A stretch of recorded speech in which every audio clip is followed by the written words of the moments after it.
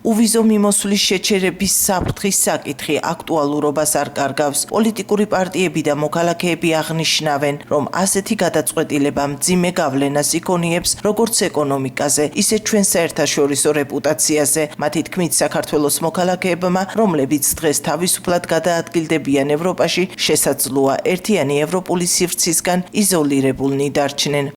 ვიზა ლიბერალიზაციის შეჩერება ეს არის ქართული ოცნების არალეგიტიმური ხელისუფლების მავნებლობისა და მოღალატეობრივი პოლიტიკის შედეგი.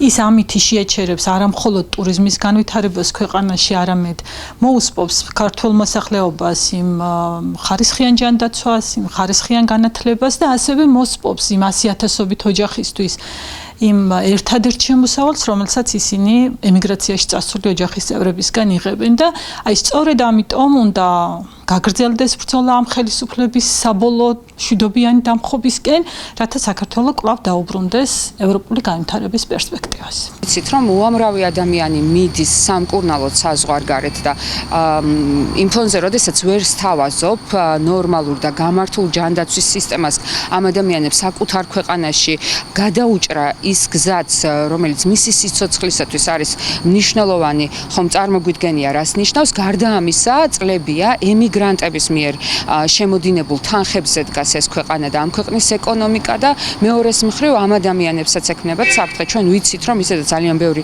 ბავშვი შიმშილობს ამ ქვეყანაში, ზოგადად არ არის რესურსი არც მკურნალობის, არც თავის გატანის და ეხლა ყველამ რო წარმოვიდგინოთ ის მოცემულობა, სადაც ამ ემიგრანტებს უკან დაბრუნება მოუწევს, ხვდებით ალბათ რაზეა ლაპარაკი ჩვენს ქვეყანაში. ევროპა პირდაპირ გეუბნება, რომ აღარ უნდა ის ქვეყანა, რომელიც ატარებს რუსულ პოლიტიკას, არაერთ გზის მოუწოდა მან ქართულ ოცნებას, რომ გადაეხედა პოლიტიკისათვის, თუმცა ახლა როგორც ჩანს, რუსეთის პირდაპირი დაკვეთაა ის, რომ ყველა გზა ჩავიჭრათ ევროპასთან.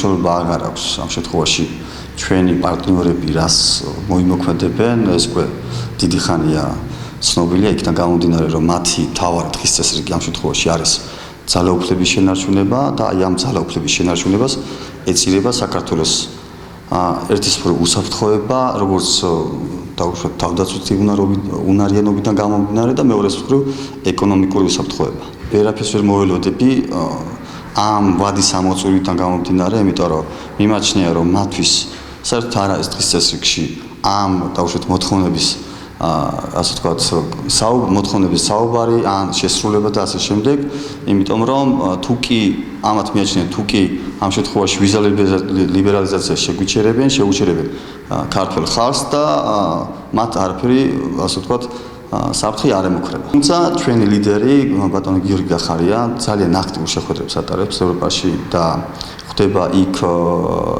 ევროკომისიის წარმომადგენლებს და მაქსიმალურს აკეთებს, რომ ეს ვიზა